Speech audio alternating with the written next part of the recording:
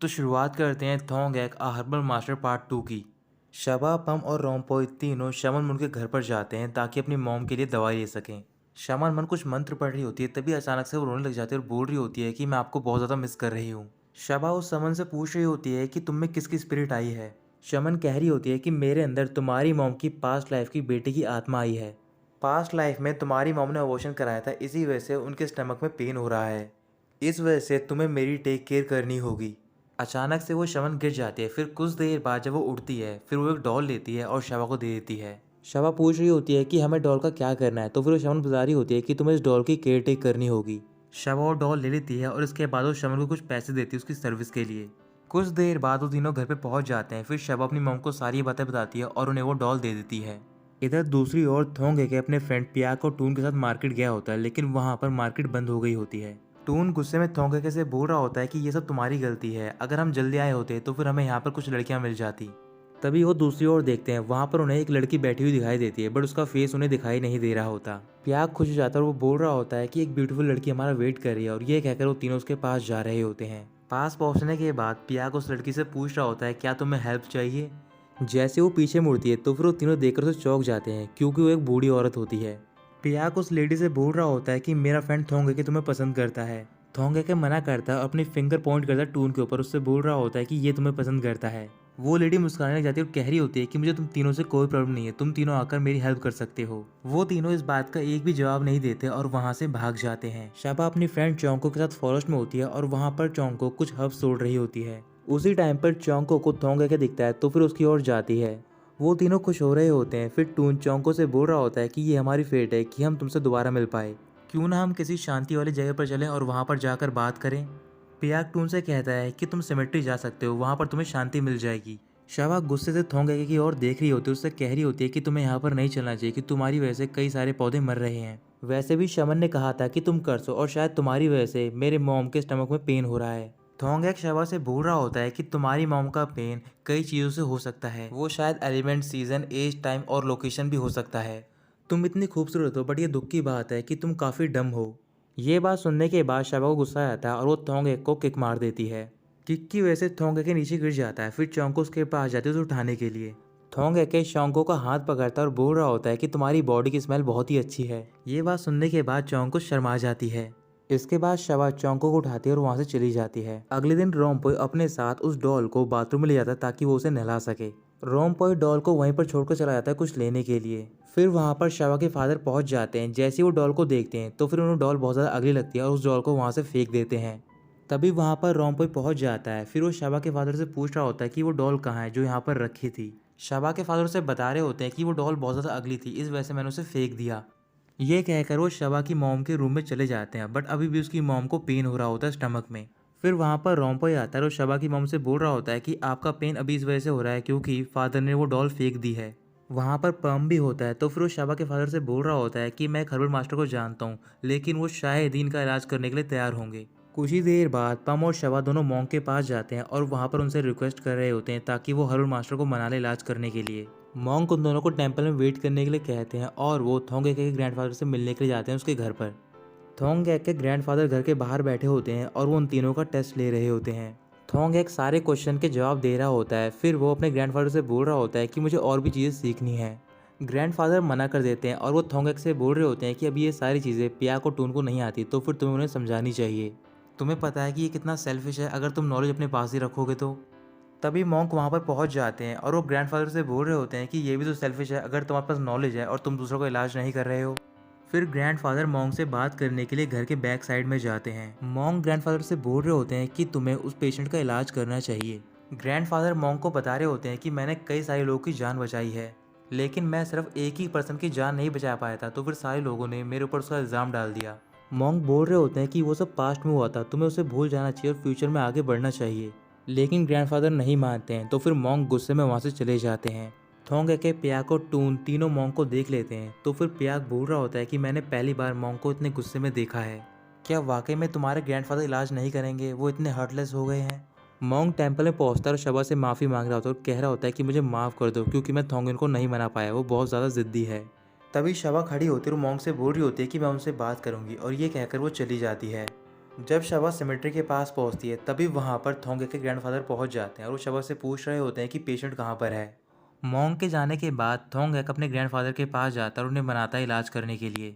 Grandfather थोंगेक की बात मान जाते हैं। फिर वो एक रूम में जाते हैं जहाँ पर कि उन्हें बहुत सारी दवाई इकट्ठा कर रखी होती हैं और उन्हें पैक कर कर वो वहाँ से चले जाते हैं। ग्रैंडफादर शबा के साथ उसके घर पे पहुँचते हैं और वहाँ पर उसकी मॉम का चेकअप कर रहे होते हैं। कुछ देर तक चेकअप करने के बाद ग्रैंडफादर बोल रहे होते हैं कि आपका फायर एलिमेंट वीक है तो फिर हमें उसे मजबूत करना होगा। थोंग है उसी रूम में जाता है जहाँ पर सारी दवाइयाँ रखी होती है तो फिर उसे वहाँ पर एक बुक मिलती है। उस बुक में वो यॉस बीमारी के बारे में पढ़ रहा होता है। बीमारी के बारे में पढ़ने के बाद वो फॉरेस्ट में जाता है और वहाँ से कुछ हर्ब्स लेकर आता है और कुछ हर्ब्स वो अपने मेडिकल रूम से इकट्ठा कर लेता है। इधर ग्रैंडफादर जो भी हर्ब्स लाए होते हैं वो सर्वेंट को देते हैं और उनसे उनका एक सूप बनवा रहे होते हैं। सूप बनने के बाद वो सूप पीने के लिए शबा की मॉम को देते हैं। उन्होंने साथ ही में एक पेस्ट भी बनवाया होता है तो फिर वो पेस्ट उनके स्टमक पे लगा रहे होते हैं। इधर दूसरी ओर थोंगैक उस लड़की के घर पर जाता है हर्ब्स को लेकर जिसे यॉस की बीमारी होती है। अपने साथ में वो कुछ ऑयल्स और खाने की चीज़ें लाया होता है। उन सबको देने के बाद उस लड़की से बोल रहा होता है कि अगर तुम इसे टाइम पर खाओगे तो फिर तुम्हारी बीमारी ठीक हो जाएगी। जिस लड़की को ये सब दे रहा होता है उस लड़की का नाम होता है पोंग। इधर शबा के घर पर उसकी मॉम का जो स्टमक का पेन होता है वो बिल्कुल ठीक हो गया होता है। शबा के फादर ग्रैंडफादर को बाहर छोड़ने के लिए जाते हैं और उन्हें कुछ पैसे दे रहे होते हैं, लेकिन ग्रैंडफादर पैसे लेने से मना कर देते हैं और वहाँ से चले जाते हैं। अगले दिन थोंगैक टेम्पल के बाहर बैठा होता है और वहाँ पर पास ही में एक रिवर होती है। अपने साथ में वो बुक लेकर आया होता है और सही पढ़ रहा होता है। कुछ ही देर बाद टेम्पल में शबा, पम और रोम्पोई पहुंच जाते हैं। शबा की मॉम ठीक हो गई होती, इस वजह से वो टेम्पल में एज अ सेरेमनी डांस करने के लिए आई होती है, लेकिन डांस करने से ज़्यादा शबा चिल्ला रही होती है तो फिर इस वजह से थोंगैक डिस्टर्ब हो जाता है। थोंगैक टेम्पल में जाता है और वहाँ पर शबा से बोल रहा होता है कि तुम्हारा डांस ऐसा लग रहा है कि तुम मच्छरों को मार रही हो। शबा कह रही होती है कम से कम मैं तुमसे तो ठीक हूँ, कुछ ना कुछ काम तो कर रही हूँ, लेकिन तुम तो बिल्कुल वेले हो। इसके बाद दोनों फाइट करने लग जाते हैं तो फिर शबा दोबारा थोंगैक को किक मार देती है। तभी वहाँ पर मोंग पहुँचते हैं और उन दोनों को समझा रहे होते हैं कि तुम्हें फाइट नहीं करनी चाहिए और ना ही एक दूसरे की इंसल्ट करनी चाहिए। जो भी हुआ है तुम दोनों के बीच में तुम सारी बातें भूल जाओ और एक दूसरे को माफ़ कर दो। और मैंने पहले किसी की चिल्लाने की आवाज़ सुनी थी। पम बोल रहा होता है कि हम यहाँ पर सेरेमनी के लिए डांस करने के लिए आए हैं क्योंकि जो शबा की मॉम है वो बिल्कुल ठीक हो गई हैं। मोंग कह रहे होते हैं कि तुम्हारी मॉम थोंगेन की वजह से ठीक हुई है। थोंगेक कह रहा होता है मोंग से कि आप बिल्कुल ठीक बोल रहे हो, इनकी मॉम को एक हर्बल मास्टर ने ठीक किया है, लेकिन इन्हें लग रहा है कि एक होली स्पिरिट ने उन्हें ठीक किया है। ये बात सुनते ही मोंग थोंगेक को डांट कर चुप कराते हैं और शबा से बोल रहे होते हैं कि तुम्हें थोंगेन के पास जाना चाहिए और उसे थैंक यू बोलना चाहिए। अगर तुम ऐसा करोगे तो फिर शायद वो और लोगों का इलाज करने लग जाए। अगले दिन थोंगैक अपने ग्रैंडफादर के साथ घर पे होता है और वहाँ पर वो कुछ हर्ब्स काट रहे होते हैं। थोंगैक ग्रैंडफादर से पूछ रहा होता है क्या आप क्लिनिक दोबारा ओपन करने वाले हो, तो फिर ग्रैंडफादर मना कर देते हैं। तभी उनके घर के बाहर कुछ लोग आते हैं और वो चिल्लाकर बोल रहे होते हैं कि प्लीज़ आप हमारी हेल्प करो, हमने सुना है कि आपने शबा की मॉम को भी ठीक कर दिया है। ग्रैंडफादर उनकी बात मान जाते हैं, फिर उन्हें घर के अंदर लेकर जाते हैं और वहाँ पर उनका चेकअप कर रहे होते हैं और उसके बाद उन्हें दवाई दे रहे होते हैं। मेडिसिन देने के बाद वो उन सबको वहाँ से भेज देते हैं तो फिर थोंगैक ग्रैंडफादर के पास जाता है, उनसे बोल रहा होता है कि हमें लोगों का इलाज करते रहना चाहिए, नहीं तो ये सारे लोग हमेशा सुपरस्टिशन पर रिलाई करते रहेंगे। ग्रैंडफादर पूछने जाते हैं कि तुम्हें कैसे पता है कि ये सारे लोग सुपरस्टिशन पर रिलाई करते हैं। थोंगैक बोल रहा होता है कि मैंने तो सिर्फ गैस किया और वैसे भी हमें अपना क्लिनिक ओपन करना चाहिए। ग्रैंडफादर सीधा मना कर देते हैं और कह रहे होते हैं कि मैं काफ़ी बूढ़ा हो गया हूँ। तभी थोंगैक बोलता है कि मैं तो आपके साथ हूँ, मैं लोगों का इलाज कर सकता हूँ। ग्रैंडफादर उसे डांटते और कहते हैं कि तुम सिर्फ मेरे असिस्टेंट बनकर रहो। तभी उन्हें दोबारा चिल्लाने की आवाज़ आती है। फिर थोंगैक बाहर जाता है चेक करने के लिए तो फिर वो देखता है कि वहाँ पर शबा, पम और रोम्पोई आए हुए होते हैं।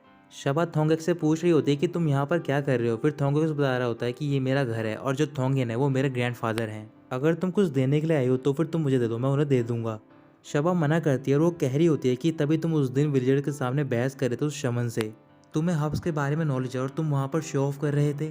तभी थोंगैक शबा से बोल रहा होता है कि प्लीज़ तुम चुप रहो और इस बारे में मेरे ग्रैंडफादर को मत बताना, लेकिन ग्रैंडफादर पहले से वहीं पर खड़े होते हैं और वो सारी बातें सुन लेते हैं। फिर वो थोंगैक को घर के अंदर लेकर जाते हैं और वहाँ पर स्टिक से उसकी पिटाई कर रहे होते हैं। ग्रैंडफादर गुस्से में पूछ रहे होते हैं क्या तुम मेरी रिस्पेक्ट नहीं करते हो क्योंकि तुम मेरी एक भी बात नहीं मान रहे हो। थोंगैक बोल रहा होता है कि मैं आपकी रिस्पेक्ट करता हूँ, लेकिन मुझे समझ नहीं आ रहा क्योंकि जो मेरे पास नॉलेज है मैं उससे लोगों की हेल्प करना चाहता हूँ और आप मुझे रोक रहे हो। ग्रैंडफादर का गुस्सा बढ़ जाता है और वो कह रहे होते हैं कि तुम अभी पेशेंट का इलाज नहीं कर सकते हो। थोंगैक चिल्लाकर बोल रहा होता है कि मैंने आपके सारे टेस्ट पास कर दिए हैं तो फिर मैं कब तक इलाज कर पाऊंगा। मैं एक हर्बल मास्टर बनना चाहता हूँ, लेकिन जब भी मैं आपसे इस बारे में बात करता हूँ तो फिर आप मना कर देते हो कि मैं रेडी नहीं हूँ। फिर ग्रैंडफादर को याद रहा होता है कि आज से कुछ साल पहले वो एक पेशेंट का इलाज कर रहे होते हैं। उन्होंने उस पेशेंट की फैमिली को बता दिया होता है कि इसकी जान नहीं बच पाएगी अगर मैं इसका इलाज करूँ भी तो। लेकिन उसकी फैमिली नहीं मानती और इलाज करने के लिए बोलती है। इलाज के बावजूद भी वो पेशेंट नहीं बच पाता तो फिर उसकी जो फैमिली होती है वो सारे इल्ज़ाम ग्रैंडफादर के ऊपर डाल देती है। इस वजह से सारे गांव वाले ग्रैंडफादर और थोंगेक को वहां से पत्थर मारकर भगा देते हैं। अगले दिन एक लड़का बैंकॉक शहर से गांव में आता है। उस लड़के का नाम होता है ग्ला। ग्ला की जो मॉम और सिस्टर होती हैं वो उसे लेने के लिए आती हैं।